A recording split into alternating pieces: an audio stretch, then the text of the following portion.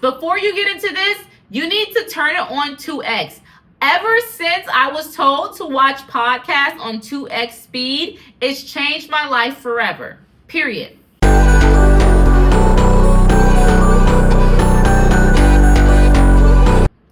Hello, welcome to I'm Just Saying the podcast. My name is Jalen. My students call me Jai, Jai. Jai in Thai means heart, so you can call me Jai as in heart. They call me Teacher Jai, Teacher Heart.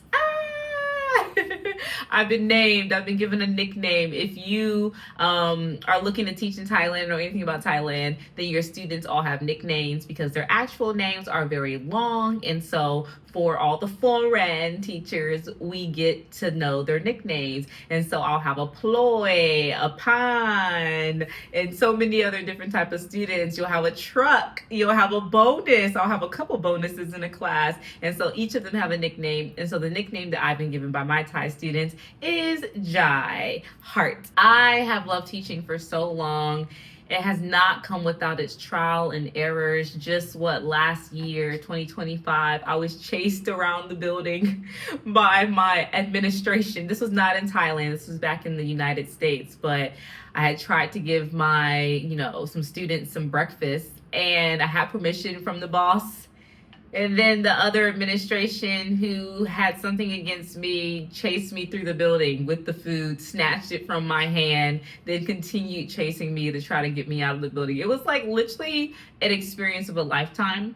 But what I know about myself is that I am not the prey. You know what I'm saying? Like, I'm not the victim. And so she went real predator mode very quickly, and I think that shocked them. And today's topic about feeling your pain is about how to really transmute that. And so in that moment, I was being stalked as if I was prey. I was being hounded on, and I was being sought after by 3 to 4 different people in power. And very quickly, by speaking up and speaking loudly and clearly and assertively, the table switched. The table switched very quickly. And the thing about when you're able to switch those tables and you're able to call out certain behavior is what comes after it. What came after was silence. What came after was peace. What came after that was silent respect, that they would never try that on myself or anyone like me again. And when I say anyone like me, I don't just mean people who look like me, people who have my personality, because I'm very bubbly, I'm very outgoing, I'm very free-spirited, very social, a big personality. And so what we find is that gets taken advantage of when people meet you, because they see happiness and joy, especially on a pretty little face, as being a sign of weakness.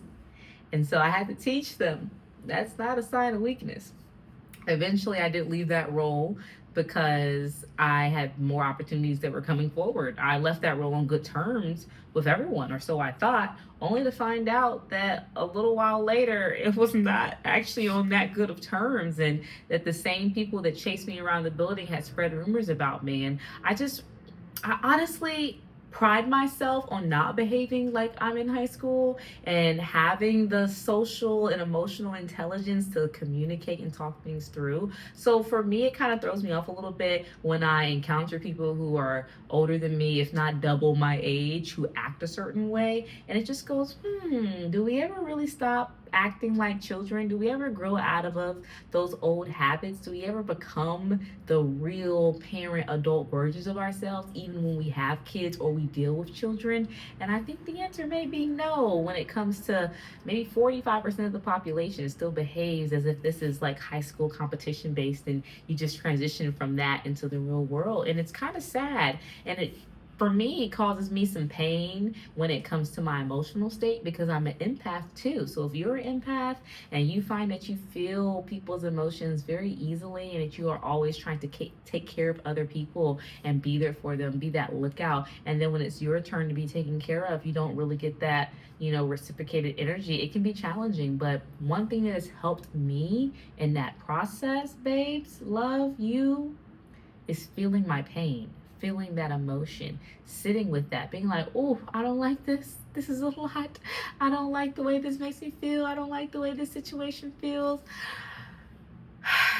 But feelings pass, and exhaling and pushing that onward and allowing that feeling to flow out of me. Okay? But the only way for the emotion of pain, of sadness, of disappointment really to flow out of you is to allow yourself to truly feel it and sit in it. And after you let it go, that is when that emotion clears your nervous system. For me, coming to Thailand has been a clearance for my nervous system, being able to slow down in ways I could not even fathom that I needed to. What is the number one of people? Stress. Stress takes us out every single day. It puts strain on our heart, on our mind, on our bodies, on our organs, on our muscles, on our bones. Stress can literally change your brain pathways. Ah, the Sabai culture out here in Thailand is exactly what I needed to heal certain parts of my internal system. That way, I'm not dealing with so much stress, and having it bog down my physical health. That's why you really see a lot of retired people come out to Thailand because it is so relaxing. You can kind of go with the flow. And luckily, if you meet some cool people, which there are really cool people out here, you'll be able to continue to nourish those sides of you that really led you to come out to a more, relaxing culture in the first place, whether it's Bali or Thailand or Singapore, Vietnam, Japan, wherever it is, Colombia, Mexico, Seychelles. Hey, these places are going to allow you to calm down and relax the way that you need to, the way that you deserve to. Huh. Being able to sit with your emotions is so overrated. Oh my goodness. And here's the thing. You might not need to get your passport to sit with those emotions. Maybe you can take a staycation and disconnect for a little bit. And when you take that staycation, I want you to think about it as if you can still take those 2 days to disconnect. Then Monday and Tuesday, when you normally go to work, do that thing, make that money that you know you're going to need at the end of the month to survive off of, and then go back to your staycation, go back to that location and allow yourself to fully decompress the day away. Allow yourself to plan out and mark out and apply for different jobs, whatever you're looking for. And then you go back on Tuesday, and that final night is your true night of rest where you're solidifying things. But we as people need breaks. We need time to really feel our emotions without the outside pressure. And that's just how I feel about things. So give that a try and see how that works, because getting a passport is a $250, cost. And honestly, we can all afford that if we're being for serious. If you choose not to, order DoorDash 5 times in a month, 1 time a week, you can afford your passport. But DoorDash, hey, I'm not judging.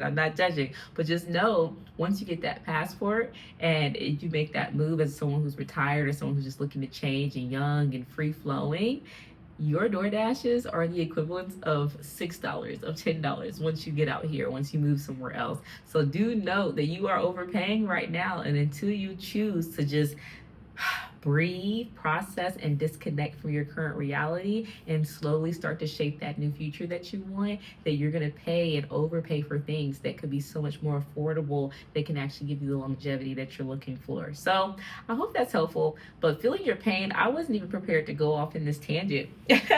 So one thing that I wrote down was not to wallow. Oh my goodness. I had this partner and he was like, you don't sit with your emotions.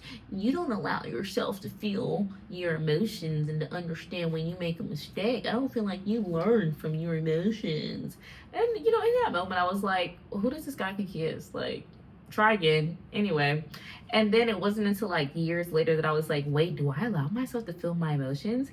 And it wasn't until years later after that I'm like, girl, you have ADHD. You feel everything. You may move on very quickly, but you sit with it and you feel it and you overthink it and you process it. How dare someone who doesn't even know you and didn't really take the time to get to know you try to tell you how you process and how you feel? I need a sip after that.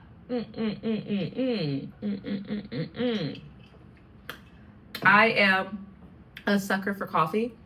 And right now it's iced coffee. And I like my coffee very sweet. So yeah. Anyway, if you want me to try your product, I will try your product. Like, literally, tell me about it. There was this energy drink that's going out of business. I think it's very popular in Starbucks, and I'm like, dang, I wish I tried it. In Target, sorry, but they don't have a Target out here, so I really can't try too many things. And a lot of places don't ship to Thailand, but one place that does ship to Thailand is Temu. TEMU. And as living in Thailand, Temu, Sheen, Lazada, Shopee, these are the number one platforms out here. But Temu for me is literally number one. I literally have a friend that's coming to visit me, and I got her a whole bed set, and it came in less than 2 days. Like the bed frame, the mattress, the pillow, the sheets, everything is literally here. The last things I'm waiting for, I just ordered this morning, and they're gonna get here on Monday/Tuesday. Today is Sunday, so literally crazy. Temu, definitely the place to go. Shop it online, find these products, and go from it there. I have a mosquito in my house. How did a mosquito get in here? Oh. I am someone who can feel my emotions and feel them deeply. And then I can absorb them, sit in them. And whenever I truly choose to let them go, I can release them. If releasing the emotions is a hard part for you, then I would recommend, honestly, this is going to sound a little crazy, but some sort of like fire. Okay. So whether you are writing down your thoughts on a piece of paper and you are burning it literally, or you're writing down your thoughts on a piece of paper and you are ripping it into shreds and throwing it away, some sort of like discarding process. Like, you need to be able to write down everything you're thinking and then literally destroy it and remove it and release it from your thoughts so that it no longer has power over you. And so that may sound a little crazy, but if you're someone that is a little crazy, hey girl, hey boy, hey they, them, then you're gonna need something a little bit more extreme than whatever these gurus, quote unquote, are saying online to do. So yeah, feel your emotions, destroy the paper, destroy the thoughts, and then remove it from your life. Move on. Something else that helps is hot places, like going into saunas or hot yoga, because when you're moving through these exercises and moving through these workouts, you're going to be like, oh my God, I'm feeling everything. I'm feeling everything. And then at the end, it's like jumping into a cold shower, boom, and your body just releases all of that out. So yeah, I would definitely recommend that. And honestly, hopefully you're not seeing this when your pool is closed, but yeah, run a couple laps around the pool and then jump into it and see how your body feels. Run a couple laps thinking about what's on your brain. And then when you jump in the pool, say, I let this go. And jump into the pool and let it go. Okay. And I think when you speak these things over yourself, this is not a ritual. People are Christian, you can release it to Jesus. Say, Jesus, please take this off my brain. You get what I'm saying? Talk to whoever you believe in and tell them that. But it's not a ritual. It's literally just something to be like, you have to name what you're going through. And so when you're doing math and you're working with numbers and letters, that's not a ritual. You're just doing math. And so you've named the process that you're doing. It's called math. You've named this process that you're doing as releasing it to God, releasing it to Jesus, releasing it to Allah, to Buddha, whoever you believe in. And so when it comes to things like this that are a little taboo, try not to see it as something that's like opposing to whatever you believe in. Try to see it as something that's actually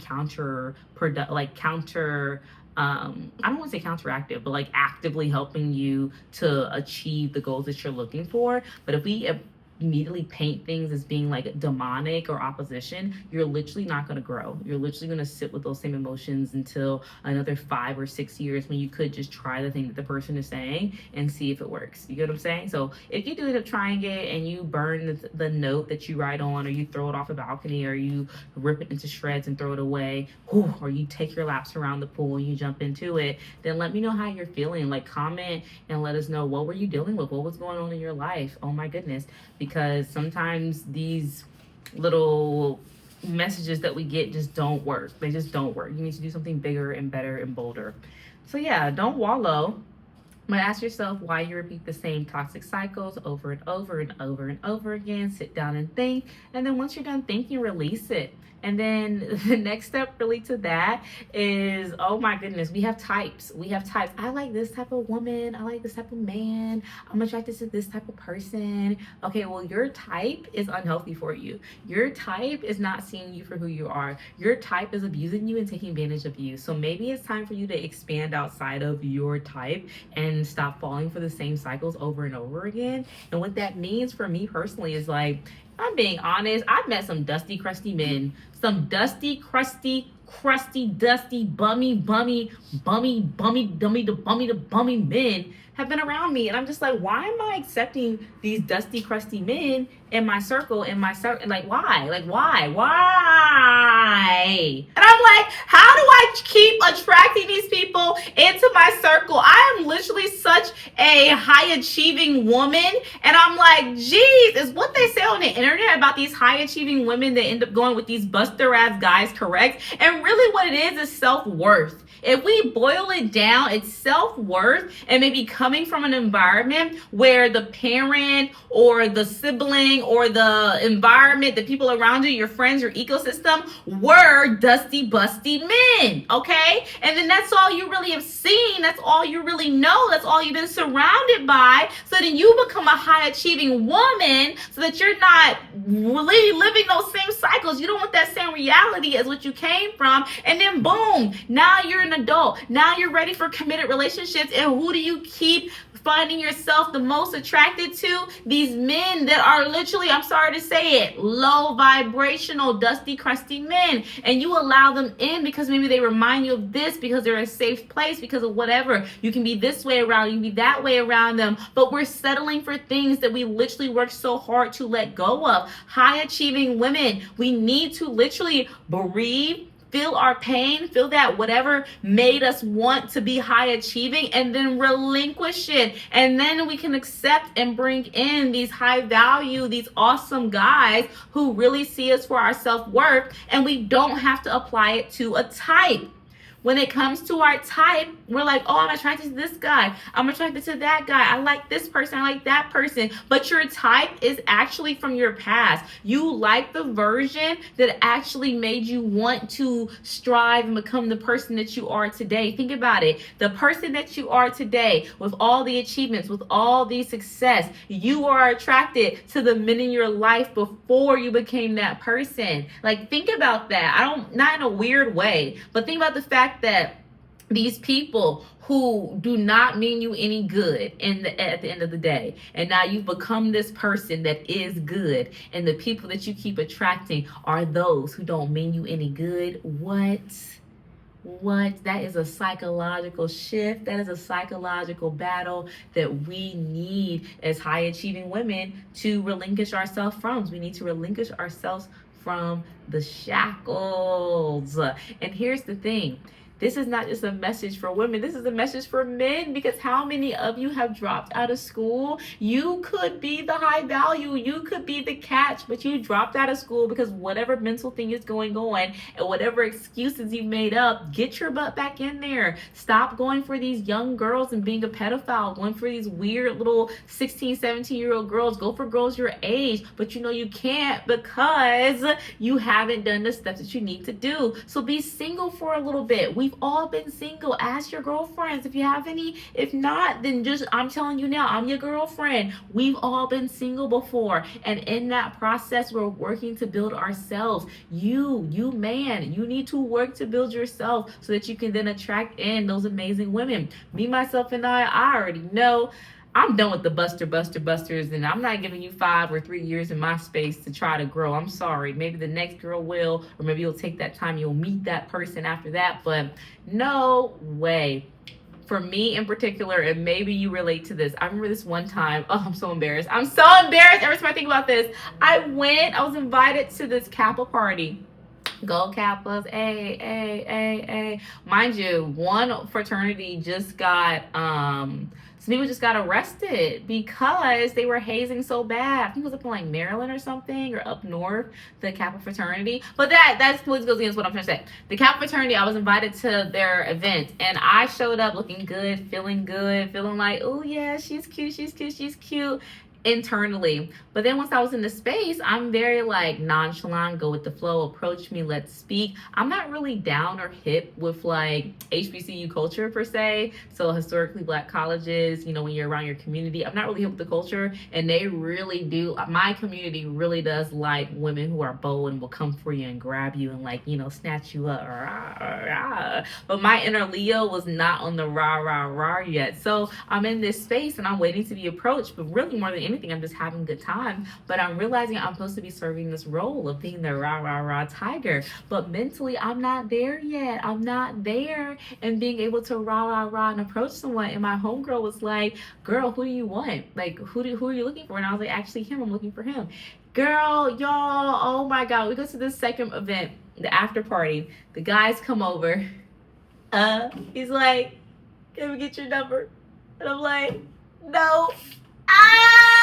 What is wrong with me? What is wrong with me? What is wrong with me? And honestly, they say, you don't know a good thing when you see one. No, baby, I know a good thing. But also I'm like,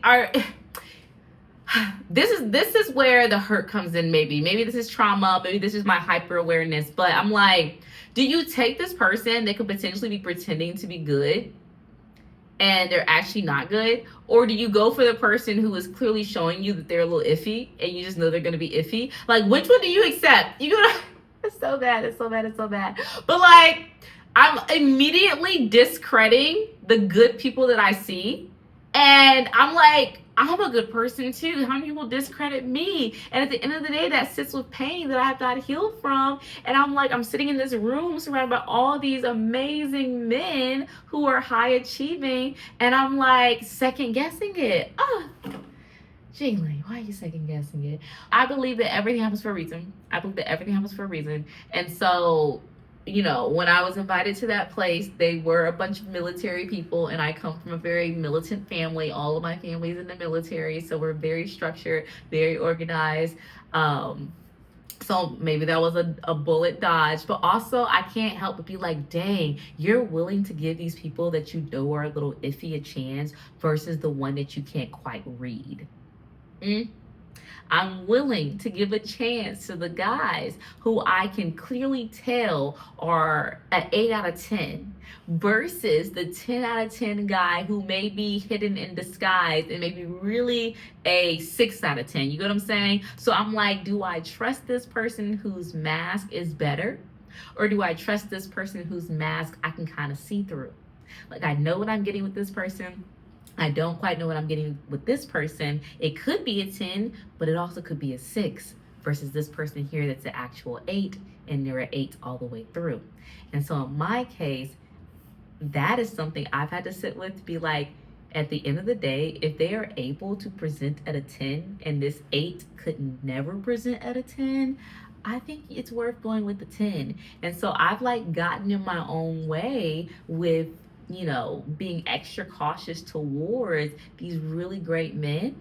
And I'm excited to be getting older and to be growing up because I'm like, I'm ready.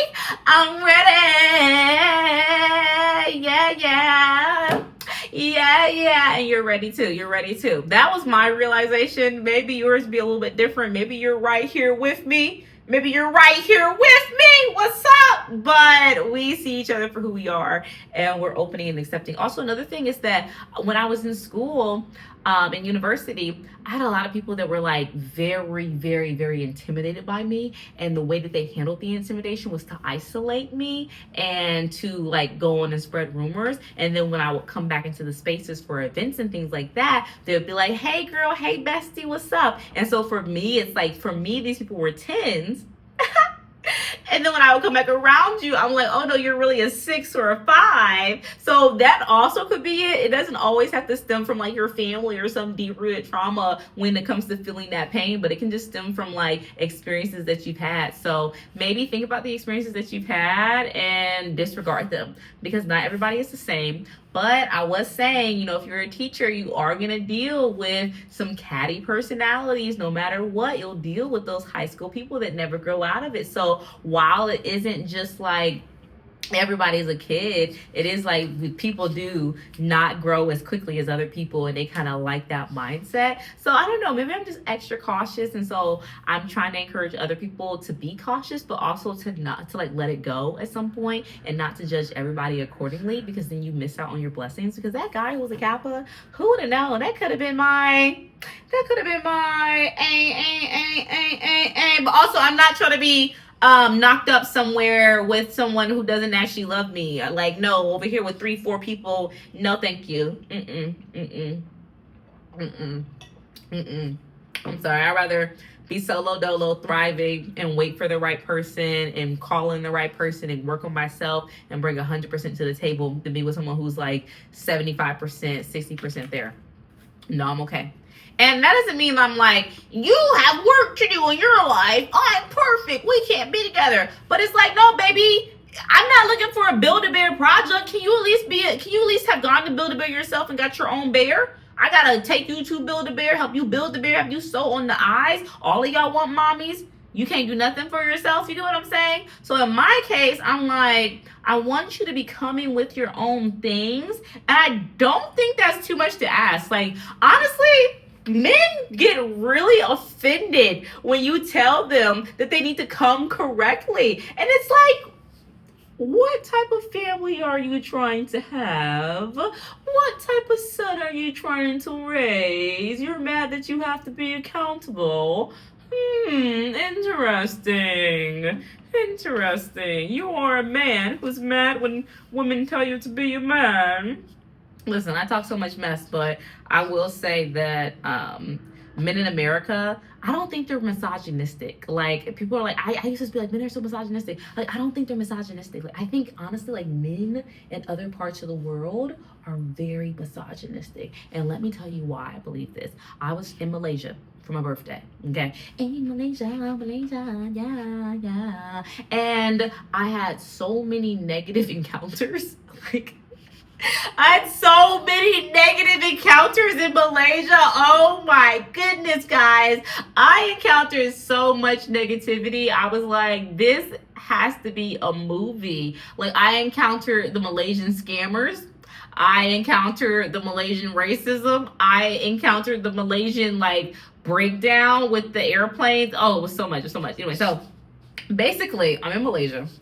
And I'm noticing how these men are acting. And I'm like, oh, this is what misogyny looks like. Like, you literally see women as being lesser than. Like, they're not equal. Like, when you see your sister, you don't even see your sister as being on the same level as you. Like, your sister is a caregiver for you. You know what I'm saying? And this doesn't go for all people in Malaysia. This just goes from my experience that I had in 3 days, a weekend there. You know what I'm saying? So I'm like, wow, these men really see women as being lesser than. Like, you are meant to do this task, you are meant to do this thing, while American men see women as still a matriarchy. Think about it. Most households, the woman is the head of the household. She runs the day-to-day operations, and then the finances behind the scene is ran by the man. So when you have these young boys that are growing up in that system, they see the woman as being the boss lady, as being in control. However, they see women as being, what's the best way I say this? So if the man grew up in a household where his mom was the matriarchy and leading things, but maybe she said you can't have snacks after 8 p.m. Now he grows up saying women are mean. Women say I can't have snacks after 8 p.m. Versus the man who grows up to see his sister as a servant to him, as someone who needs to get these items and fold these clothes. You see the difference there? So misogyny in America and misogyny in other places of the world is not the same. Oh, I don't like my mommy because my mommy said that I couldn't do this, versus this woman is beneath me and you can't speak very different demographics, and America has the first versus other countries having the latter. So I will say I have grown a new appreciation for men in America, and that doesn't mean I'm discrediting like, oh, you get to say I don't like women and I get to be mad at my mommy and I get to project on other people. No, not at all. But it's just saying like, oh, okay, I can stop complaining so much about our men, but I can maybe still complain about our men. But I don't know. I just feel as though I don't feel as bad about American men not being at the level they need to, because I'm like, you are still more advanced because you are seeing women in a stronger capacity. You get what I'm saying? But also they have so much work to do. I don't know. But when I say men ain't anything, men ain't this, it's no longer on a blanket scale, and it was never on a blanket scale because I have brothers and I'm like, men ain't ish, men ain't this, and that's what women say. But also you have brothers, like, did he not grow up in the same household as you? Like, I'm so confused. But no, I hope that, I don't know if that even made sense, but I want to move from that point. Feeling your pain, grief after losing a parent. I've spoken for 40 minutes, and this is the first point that I needed to hit was grief after losing a parent. Oh my God, guys, feeling your pain after losing a parent. Oh my gosh, I lost my dad, and I was literally like stoic, like couldn't even move for like 3-4 months. Like I was like, who is this person? Robot, no emotions. What? Feeling that pain, allowing myself to just sit in that reality. Even now, I'm tearing up because I'm like, jeez, how dare he not be here? For me as a Leo, I get upset. I'm like, why the heck is my dad not here? How dare he have passed away? Like, it was a whole heart attack. Like, like, you can't control a heart attack. Like, it's literally a heart attack, bro. Like, calm down, Jalen. But also, like, oh, you should be here. Like, I get so upset. And I think that's like one of the stages of grief. Sorry. And so I've dealt with it, and I've gone to therapy. I was in therapy for 2 years dealing with it, with his loss, because it was such a big one. I'm a daddy's girl. What? But then sometimes when I'm experiencing really high highs in the world, I'm like, oh, this is awesome. This is an amazing opportunity. I'm like, dang, flat bitch, where's my father? And that doesn't mean I'm looking for a father, because, oh my God, this last partner, I'm like, oh yeah, my dad passed away. Da, da, da, da, da. I think they thought I was looking for a father. I'm not looking for a daddy. No, thank you. Like, I have a daddy. He was great. He was a good father. I'm good. I'm not looking for a daddy, okay? If anything, I'm looking for a husband. A husband.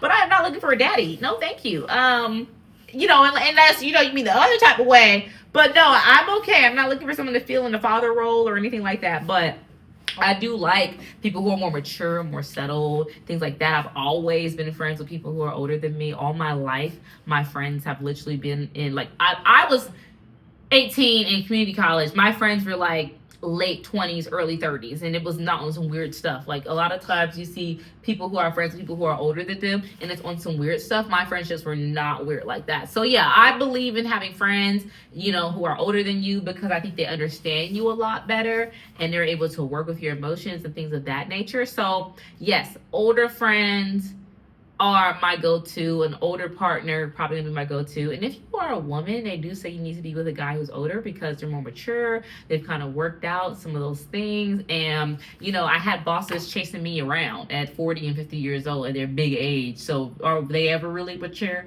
But you can kind of suspect or expect them to have a certain level of maturity the older that they are. And that doesn't mean that you're with someone at your grandpa's age. Like, what's that Netflix show, Age of Attraction? What are you promoting, Netflix? Age of Attraction? I love me some Netflix, don't get me wrong. Like, what? But if you post 100 new series and one series is a flop, for me, the one series that was a flop was Age of Attraction. And it might be doing great right now, but for me, I'm just like, why am I going to be with someone who's like 85? Like, what is going on? I'm confused. But to each his own, you know what I'm saying? But for me, I don't know. It's a little caveat right there, because it feels weird. It feels weird. It does. It's a little, oh no. Okay. Moving on. Feeling your pain, guys.